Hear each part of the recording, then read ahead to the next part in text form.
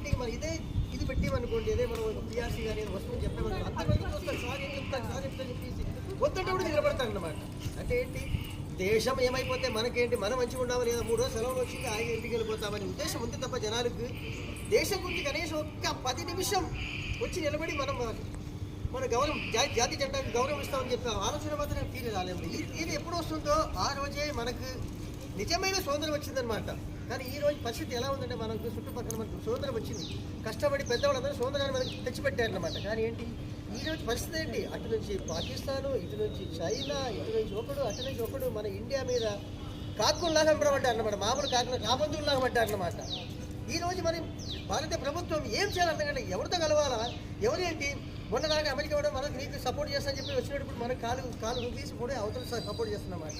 ఒక్క దెబ్బ కొడితే చాలు పాకిస్తాన్ అడ్రస్లో కూడా పోతుంది. వాడేమో నీ మీద ఆటంబం వేస్తూ ఉంటాడు. ఏం ఆటంబం వేస్తా చెప్పండి. 150 కోట్ల జనాభా ఉన్న దేశం మనది, వాళ్ళు 20 కోట్ల జనాభా అన్నమాట. అమెరికాలో అంతా 30 కోట్ల జనాభా.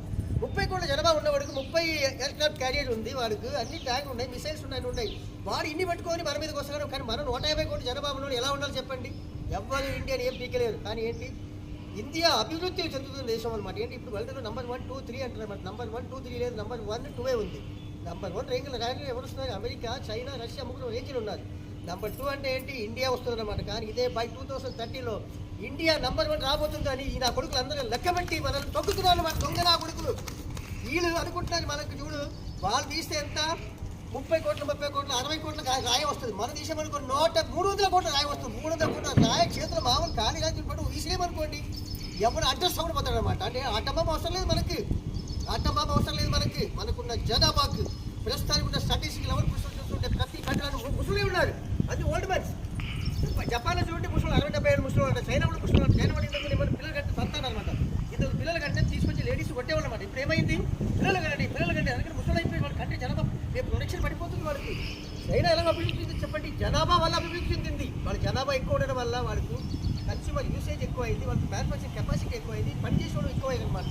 అలాగే మన ఇండియాలో కూడా 150 కోట్ల జనాలు ఉన్నారు. కానీ మన ఇండియా ఉన్న అలవాటు ఏంటి, తినాలా కూర్చోలా పడిపోలు ఉన్నాయి మన. కానీ చైనాలో అలా కాదు. ఈ చిన్న సెల్ ఫోన్స్ ఉన్నాయి అనుకోండి, వాళ్ళు గర్వ ఇంట్లో అసెంబ్లీ చేస్తారు.